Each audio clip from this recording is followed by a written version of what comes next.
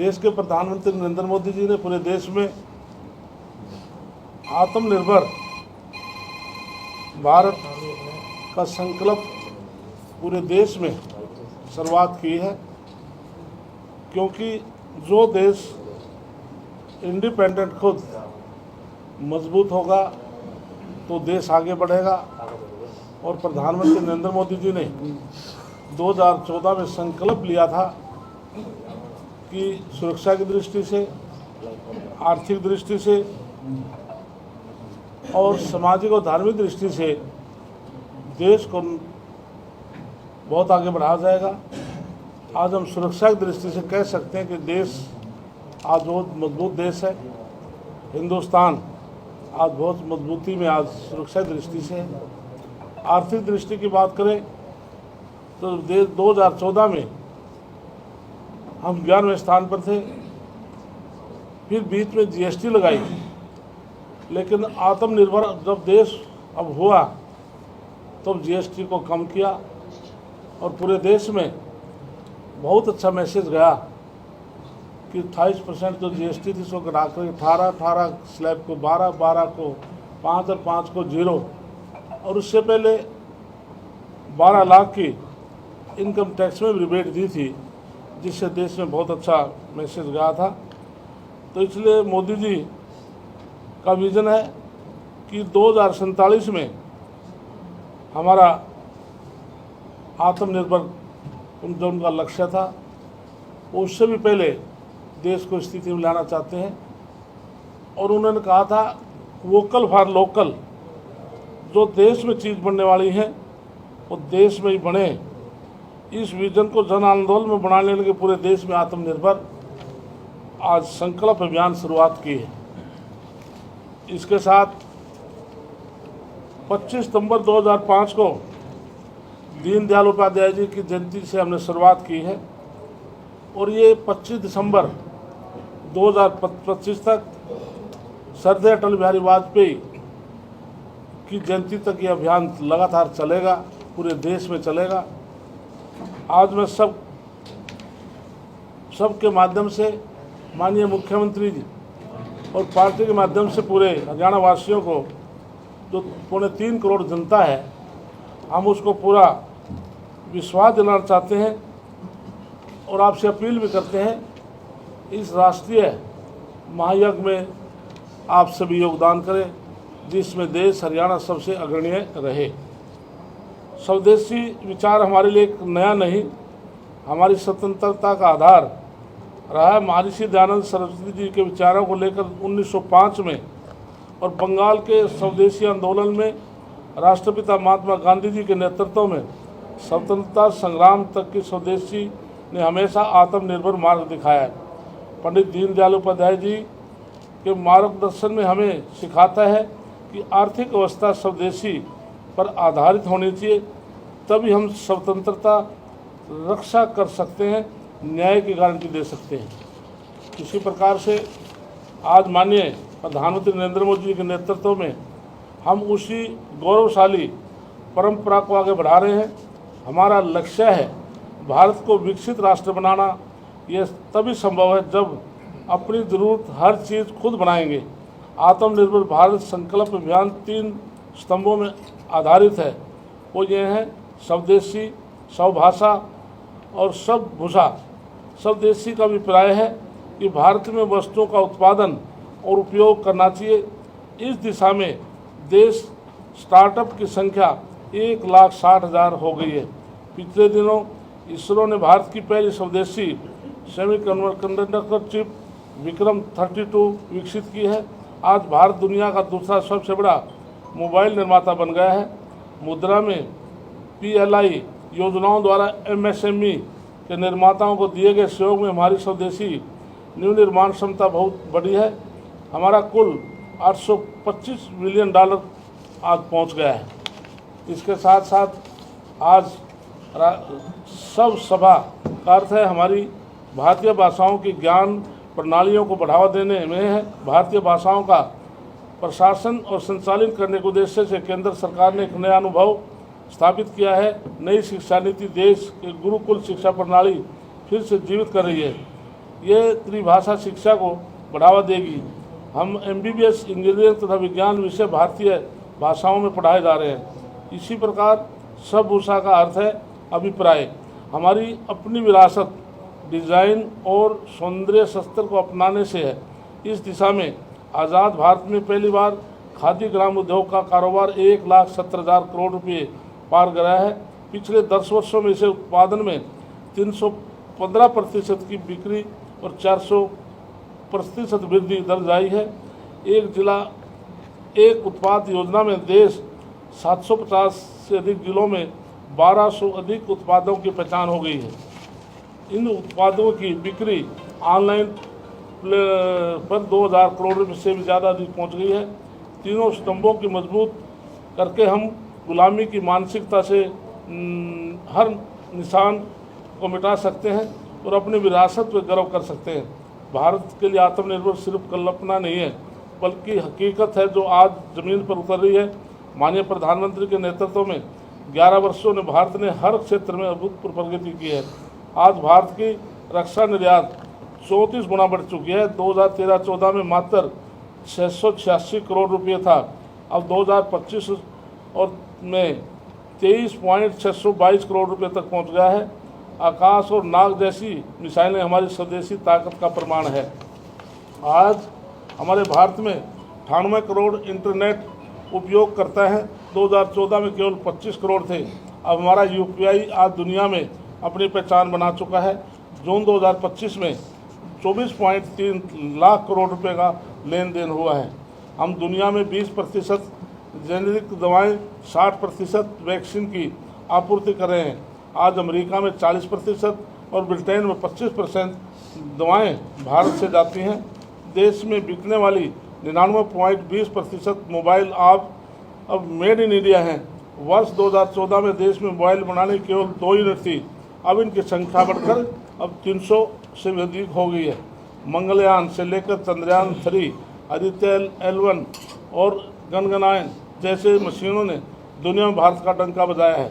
आज 200 से अधिक स्पेस स्टार्टअप्स भारत में है। वैश्विक स्पेस इकोनॉमी हमारी हिस्सेदारी 2030 तक 8% का लक्ष्य है। इसी प्रकार से भारत आज नवीनकरण क्षमता में चौथे और ऊर्जा में तीसरे स्थान और पवन ऊर्जा में चौथे स्थान पर है। हमारी सौर ऊर्जा क्षमता 39% और पवन ऊर्जा अभी 2 गुना हो चुकी है। हमारी 10 करोड़ बहनें स्वयं सहायता समूह माध्यम से सशक्त हुई है।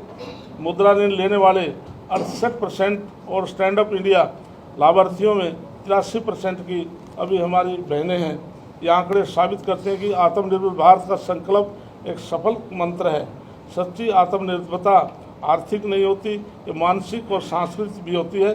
माननीय प्रधानमंत्री नरेंद्र मोदी जी के नेतृत्व में आज देश गुलामी की मानसिकता से हर प्रतीक को मिटाता जा रहा है।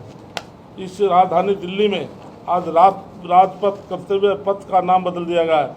इंडिया गेट जार पंचम की मूर्ति की जगह नेताजी सुभाष चंद्र बोस की प्रतिमा की स्थापना की गई है। यह बदलने से भारत की एक तस्वीर है।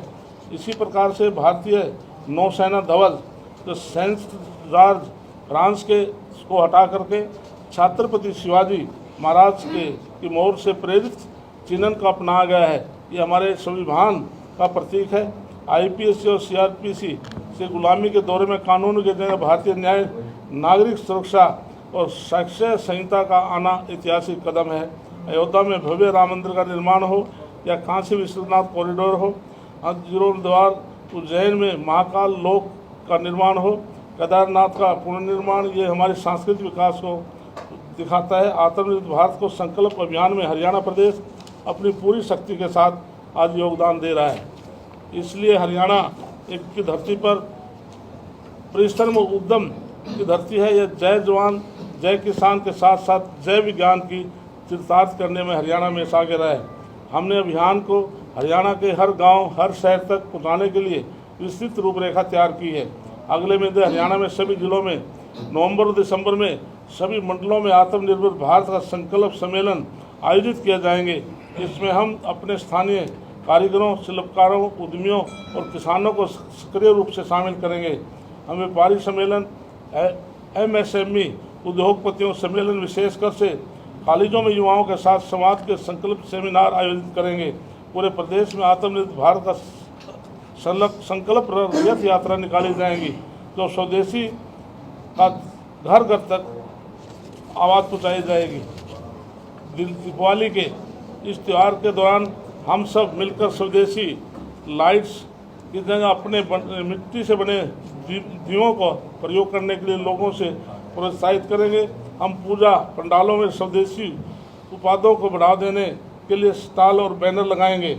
हम हर संकल्प आत्मनिर्भर भारत के लोगों को डिज़ाइन करके दुकानदारों को, व्यापारियों को वितरित करेंगे, ताकि वे गर्व से अपने प्रतिष्ठानों में प्रदर्शनी कर सकें।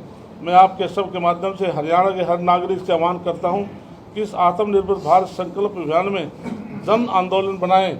मैं किसान भाइयों से भी प्राकृतिक खेती उपजाने की फूड प्रोसेसिंग में आने के लिए अपील करता हूं। युवा साथियों से अनुरोध करता हूं कि आप नौकरी करने वाले नहीं, नौकरी देने वाले बने। स्टार्टअप इंडिया मुद्रा योजना के लिए आप आगे आए। इसके साथ साथ में आप सभी साथियों का आइए हम सब मिलकर संकल्प में अपने व्यक्तिगत, पारिवारिक और सामाजिक व्यावसायिक जीवन में स्वदेशी अपनाएंगे।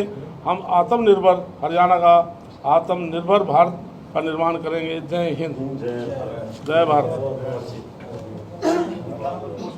हाँ, पूछे साथियों को बात जी। अभी मुख्यमंत्री ने जो है हरियाणा की जो पंचायतें हैं उनको कई करोड़ रुपए दिए हैं, वो कैसे मिलेंगे, कि कितने पैसे पंचायत को दिए जाएंगे? मेरे पास 6200 ग्राम पंचायतें हैं। हमने 404 करोड़ 79 लाख हमने ग्राम पंचायतों को 5000 से ज़्यादा 6900 करीब पंचायतें हैं, 3 जिला परिषद हैं और 27 उसमें ब्लॉक समिति है। आप ये भी सवाल शायद जरूर करेंगे, मैं पहले आपको बता देता हूँ कि जिन ग्राम पंचायतों ने, जिला परिषद ने, ब्लॉक समिति ने 75% पैसा कंज्यूम कर लिया, हमने उसको पैसा ही भेजा है। ये HFC का था, हरियाणा फाइनेंस कमीशन का पैसा था, और मुख्यमंत्री जी ने अनाउंस किया है, क्योंकि केंद्र से अप्रूवल आ चुके हैं। 195 करोड़ रुपया जो CFC जो सेंट्रल फाइनेंस कमीशन का है, उसकी हमारे पास अप्रूवल आ गई है, लेकिन कुछ प्रोसेस फाइनेंस डिपार्टमेंट का केंद्र में रहता है, और दिवाली से पहले दूसरी किस्त भी जारी कर दी जाएगी। सभी पंचायतों को मिलेगा? इसमें सभी पंचायतों को मिलेगा, लेकिन ये जिन 75% जो पैसा उनके पास पड़ा है, उन्हें यूज़ किया ही नहीं, ये पहले उनको भेजा है। मंत्री जी, चाइनीज माल जो है, चाइनीज प्रोडक्ट है, वो धड़ल्ले से मार्केट में आ रहे हैं, तो लोकल को वोकल कैसे बना पाएंगे? इसके लिए सरकार, माननीय नायब सैनिक सरकार, ऊपर केंद्र से देश के प्रधानमंत्री जी का ये आह्वान भी है कि आम जन जन तक जाकर के आप बैनर लगाएं, लोगों को समझाएं।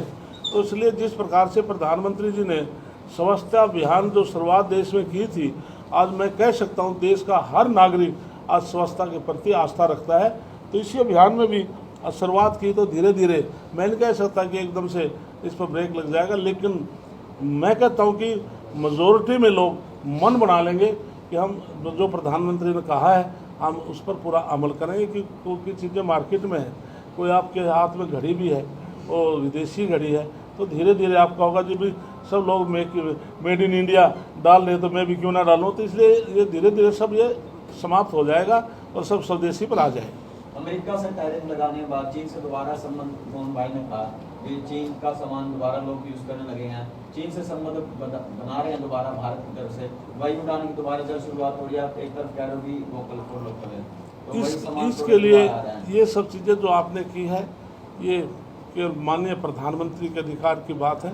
किस टाइम देश के लिए क्या फैसला लेना है, किस देश से क्या संबंध बनाने हैं, ये जो हमारे राष्ट्रीय जो बड़े उच्च अधिकारी हैं, जिसमें प्रधानमंत्री हमारे इसके सभी के चेयरमैन, तो ये फैसला हाई जयंती ऊपर की मीटिंग में ये फैसले लिए जाते हैं। हरियाणा सरकार का IMT प्रोजेक्ट है, किसानों की बात चल रही है, किसान रुचि नहीं दिखा रहे, 3500 एकड़ जमीन चाहिए, केवल 7000 एकड़ जमीन का रजिस्ट्रेशन हो, किसानों से रुचि नहीं दिखा रहे हैं हरियाणा सरकार के। इसलिए IMT केवल अतीत में 10 साल पहले जब कांग्रेस की सरकार थी, चाहे IMT के लिए या अन्य कोई पारसनाथ, IDI, TDI, सोमय, सब के लिए हुड्डा सरकार में ज़मीनी किसानों से कोडियों के भाव ली। लेकिन जब से हमारी 15 साल से सरकार आई है, कोई किसान कह दे कि ज़बरदस्ती किसी से कोई 1 इंच भी सरकार ने ली है। माननीय मनोहर लाल जी ने हमारा जो लैंड जो किसान अपनी मर्जी से कोई सरकार को लैंड देना चाहे तो उसके लिए बैंक बनाया था, लैंड बैंक बनाया था।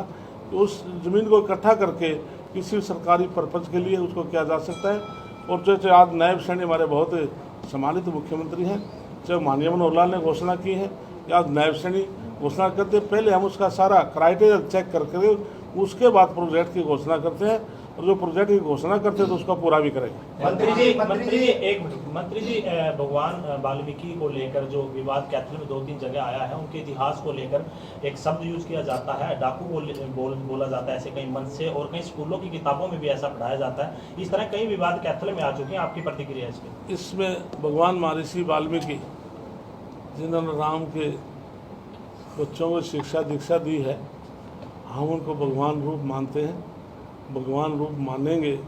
आज रामायण जो लिखी गई है भगवान महर्षि वाल्मीकि द्वारा लिखी गई है। ये इस प्रकार के बयानबाजी देने, इस प्रकार के महर्षियों के प्रति यदि किसी ने इस प्रकार की टिप्पणी की है तो मैं उसको कंडम करता हूँ। हमें महर्षियों का सम्मान करना चाहिए, और भारतीय जनता पार्टी ऐसी पार्टी है, हमने महर्षियों का सम्मान किया है।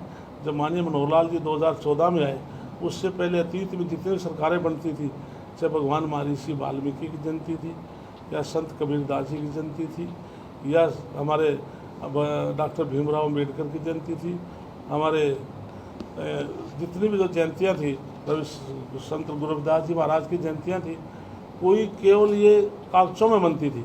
लेकिन मनोहर लाल जी से हमने अनुरोध किया, उनके बाद उन्होंने अनाउंस कर दिया कि आज के बाद ये सरकारी तौर पर बनेगी।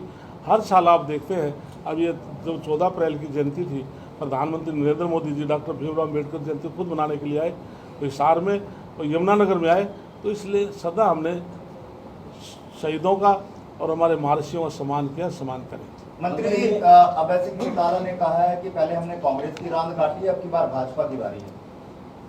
साथियों, कोई साथी कोई कुछ भी कह ले, लेकिन आप सम्मानित पत्रकार हैं, और प्रेस के सामने मैं ठोक के एक बात कह रहा हूँ, जिस प्रकार से गुजरात में 25 साल तक भारतीय जनता पार्टी की लगातार सरकार बनी है, हरियाणा में भी 25 साल तक कंटिन्यू बीजेपी की सरकार रहेगी। इस मेरी बात को आज ध्यान। कांग्रेस ने अपना प्रदेश अध्यक्ष बनाया दोबारा, क्या करोगे? इसलिए कांग्रेस का 1991 में साथियों में पहली बार विधायक बना था, और 30-35 साल से मैं लगातार विधानसभा में प्रतिनिधि कर रहा हूँ। पहली बार 1 साल बाद इन्होंने अपने विपक्ष का नेता चुना है। अध्यक्ष पहले भी इनके बनते रहे हैं, इतने लंबे समय के बाद इन्होंने अध्यक्ष बनाया है। अब से पहले इनकी गुटबंदी शुरू हो चुकी है। और कांग्रेस पार्टी ये कोई संगठनात्मक पार्टी नहीं है। जिस पार्टी का राष्ट्रीय अध्यक्ष किसी समय कुछ भी बोल दे तो ऐसी पार्टी को हम पार्टी नहीं मानते। पार्लियामेंट के चुनाव से पहले पूरे देश में राहुल गांधी संविधान की कॉपी हाथ में लेकर के सम्मानित संविधानिक को हम मानते हैं, मानेंगे, और सब ने मानना चाहिए। पूरे देश में उन्होंने एक प्रचार किया, यदि भारतीय जनता पार्टी की 400 सीट आ जाएंगी तो संविधान समाप्त हो जाएगा, आरक्षण समाप्त हो जाएगा। साथियों, आपका भाई कृष्ण कुमार इस बात का गवाह है। मैं जब राज्यसभा में था तो उस टाइम हाउस में मौजूद था, प्रधानमंत्री नरेंद्र मोदी जी ने एक चिट्ठी पढ़ी थी, और डेट आप निकाल कर देखना, 27 जून 1961 की वो चिट्ठी है।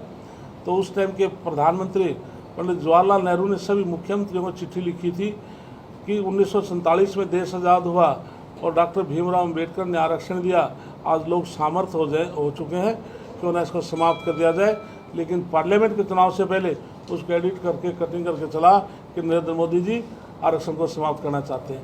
उसके बाद फिर उन्होंने वोट चोरी की बात के सामने आज पूरा प्रचार किया, उसमें वो फेल हुए। जब साथियों 2019 में चुनाव हुए तो पूरे देश में इनकी 52 सीट आई थी। आज 2024 में जब पार्लियामेंट के चुनाव हुए इनकी 99 सीट आई है। यदि हम वोट चोरी होती तो 52 से 99 कैसे हो सकती थी, उसमें फेल हुए। तीसरा, उसने एक बयान दिया है कि बहुत जल्दी मैं हाइड्रोजन बम फोड़ने वाला हूँ। तो पूछने वाला सद हाइड्रोजन क्या होती है, लेकिन प्रधानमंत्री ने कहा है आज हिंदुस्तान ताकतवर देश हो चुका है, यदि कोई दुश्मन देश तो परमाणु बम का भी प्रयोग करे, हिंदुस्तान उसकी परवाह भी नहीं करेगा। तो ऐसे इनके राष्ट्रीय अध्यक्ष हैं। चलो भूपेंद्र हुड्डा को ही विपक्ष का नेता बनाना था, तो 1 साल का इंतजार क्यों? लगता है अभी फूट है जो ये कांग्रेस के लोग जवाब के बीच में ये सवाल उनसे करना। मंत्री जी आखिरी सवाल सुरजेवाला कहते हैं कानून व्यवस्था वेंटिलेटर पर है। हरियाणा में 80 से ज्यादा जो गैंग एक्टिव हैं और व्यापारियों से फिरौती मांगी जा रही है, कैसे देखते हैं कानून व्यवस्था? इसके लिए अभी हमारा विधानसभा का सेशन चला था और लाइन ऑर्डर के ऊपर विपक्ष की तरफ से सवाल था और माननीय मुख्यमंत्री ने मुझे ऑथराइज किया था, तो मैंने पूरा चाहे कोई क्राइम था, मैं मर्डर था, बलात्कार था, चैन स्कैनर से चोरी का था या फिरौती थी, डकैतियाँ थी या धमकियाँ थी, वो मैंने पॉइंट टू पॉइंट 2004 से लेके मैंने और अप टू डेट तक का मैंने ब्यौरा दिया था और मैंने विशेष तौर से मेरे अपने कार्यकाल का बताया था 2018 में क्या स्थिति थी, आज 2024 में क्या स्थिति है। आप आंकड़े देखेंगे 2018 के बाद जो स्थिति थी उसमें कहीं पर किसी क्राइम में 60%, किसी में 50%, किसी 40% कम हुआ है।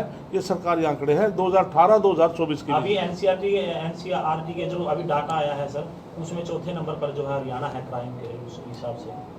इसके लिए एनसीआर उसमें जो आर्टिक जो रिपोर्ट है उसमें मैंने वो देखी नहीं, वो देख लूँगा, लेकिन मैं सरकारी आंकड़े हरियाणा प्रदेश के 2018 से 24 के मैंने खुद प्रस्तुत किए थे, उसमें 60% प्रसाद, 40%, 50% कम हुए। धन्यवाद। मंत्री जी एक सवाल है, सरकार गरीबों के उत्थान के लिए कार्य कर रही है, लेकिन मोहन भागवत जी ने चिंता जाहिर की है कि अमीर और गरीब का अंतर बढ़ता जा रहा है, कुछ ही लोगों के हाथ में आर्थिक शक्ति है। इसलिए सम्मानित मोहन भागवत जी हम उनको नमन करते हैं। जो बात वो कहते हैं बड़ा छोटी बात तो कह नहीं सकते, बहुत समझकर और आने वाले भविष्य तक की भी वो बात करते हैं। लेकिन देश के प्रधानमंत्री और हरियाणा प्रदेश की सरकार और केंद्र की सरकार, हम चाहे गरीब हैं चाहे अमीर हैं, प्रधानमंत्री सबका सम्मान करते हैं। क्या जीएसटी से गरीब आदमी को फायदा नहीं हुआ? मैं जींद के अंदर गया तो जो सरहदों के बीच में किसी ने स्कॉर्पियो बुक कराई 20 लाख की और मौके पर कस्टमर मुझे मिला, भी तेरे को कितना फायदा हुआ जी? 1 लाख का। फिर मैं गया एक ट्रैक्टर पर, एक किसान ने स्वराज ट्रैक्टर 855 लिया, उसने बुक करा, में तेरे को कितना फ़ायदा हुआ? मुझे वो 70,000 का फ़ायदा हुआ। फिर मैं गया हीरो मोटर में, उससे मोटरसाइकिल में कस्टमर, उससे पूछा क्या आपका फ़ायदा हुआ जी? 94,000 की सी कीमत थी, आज मुझे 84,000 मिले। फिर मैं बजाज स्कूटर की एजेंसी पर गया, उसमें 15 से 16,000 का उसमें इजाफा हुआ। तो आज जो सामान जैसे पैकेट में है गरीब आदमियों के लिए है, चाहे दूध है चाहे दही है, उसका 0% है ना। जो 5% था उसको 0% किया। आम जो किसान के इक्विपमेंट्स है जो 12% चार्ज करते थे उसको 5% का डागर कर दिए। अब मैंने खुद जो एजेंसी के मालिक थे उनसे मैंने पूछा, भाई कस्टमर तो खुश है, उसको ये पैसा लाभ, तो आप क्या महसूस करें? ईमानदारी बात कहते हो। उन एजेंसी के मालिकों ने कहा जी हम बहुत खुश हैं, हमारा जो व्यापार है एकदम से बढ़ा है। पंचायत डिपार्टमेंट ने आज परसों ही हमने एक ऐसी शुरुआत की है, जब से हरियाणा बना है हमारे कर्मचारी अधिकारी एसीपी, आप समझते हैं सर्विस के अंदर जो इंक्रीमेंट जो लगती है एसीपी बोलते हैं उसको, तो अब कोई 9 साल से कोई 10 साल से अधिकारी कर्मचारी जूझ रहे थे, एसीपी नहीं लग रही थी, इनको हज़ारों रुपये हर महीने का नुकसान हो रहा था। तो मैंने और मेरे साकेत कुमार कमिश्नर ने और मेरे डायरेक्टर डी के बेरा ने, मैंने उनसे डिस्कस किया कि हम एक दरबार लगाते हैं, जिनकी एसीपी लगनी है उनको भी मौके पर बुलाओ। और जैसे हम बैठे हैं, मेरे लेफ़्ट साइड में मेरे कमिश्नर बैठे हैं, राइट में मेरे डायरेक्टर बैठे हैं, बीच में बैठे हूँ। तो हमने एक एक करके हमने 22 क्लियर की। पहले डायरेक्टर के साइन कराए, फिर उसी टाइम मैंने कमिश्नर के साइन कराए, फिर मैंने अप्रूवल दी और अप्रूवल दे के उसी टाइम हमने आपके हमारे डिप्टी सीओ बैठे हैं, ये भी उसमें एक थे। कितने साल बाद लगी आपकी? 6 साल से इंतजार में थे, 9-9, 10-10 साल से इंतजार में थे। मौके पे फाइल मंगा के मैंने डायरेक्टर के भी साइन, हमारे कमिश्नर के साइन और मैंने खुद मंत्री ने अप्रूवल दी। तो मेरे ख्याल में हरियाणा में पहली बार हमने ऐसा किया है। मैं कहता हूँ, अपील करता हूँ सभी विभाग के अधिकारियों से, इस प्रकार से अधिकारियों के कर्मचारी की समय पर आप एसीपी वगैरह लगाएं तो उसमें ऊर्जा बढ़ेगी। पहली बार ऐसा सर एक वो रास्ते वाला और दोबारा से कर देंगे ना, जो पक्के कर है ना अपने को। किसान हमारे अन्नदाता है। किसान खेत से फसल लेकर आता है, चाहे ट्रैक्टर है या पशुधन के साथ, उसको कठिनाई का बारिश के से बहुत सामना करना पड़ता था। तो मेरे विभाग ने, नायब सैनी ने मुझे कहा है कि पूरे प्रदेश के जो 3 क्रम के 4 क्रम के जो रास्ते हैं, हम अपने पंचायत विभाग से, मेरा सीओ उसके नोडल अधिकारी हैं, तो हम सब पक्के करने का काम करेंगे। और हमने पूरे 90 के 90 विधायकों के, मेरे विभाग ने, माननीय मुख्यमंत्री जी ने, जो विपक्ष का विधायक भी है, हमने 25 किलोमीटर सड़क और इनको 1 करोड़ 1 दिया है, 2 करोड़ 1, 3 करोड़ और 25 किलोमीटर सड़क इनको भी दी है कि अपने अपने विधानसभा क्षेत्र में ये रास्ते खेतों के 3 क्रम के 4 क्रम के पक्के कराएं। तो उसके लिए सर पंचायत को देना पड़ेगा रिजर्वेशन वगैरह, या कुछ क्या प्रोसेस रहेगा सर? नहीं, इसके लिए हमने तो 25 किलोमीटर के सड़क तो विधायकों को दिए, उसके बाद पंचायत प्रस्ताव मुझे दे या अपने विधायक को दे या हमारे सीईओ को दे, बाकायदा वीडियो के माध्यम से जाए तो उसका वेरीफाई करा के उसका एस्टिमेट बना करके उसको पक्का कर पंचायती दिया। लैंड होनी जरूरी है सर या? नहीं, वो तो सिद्रा के तो पहले इस्तेमाल में कटे हुए रास्ते हैं, वही खेतों रास्ते केवल सिद्रा में जो होंगे वही पक्के होंगे, सिद्रा के बाहर नहीं होंगे।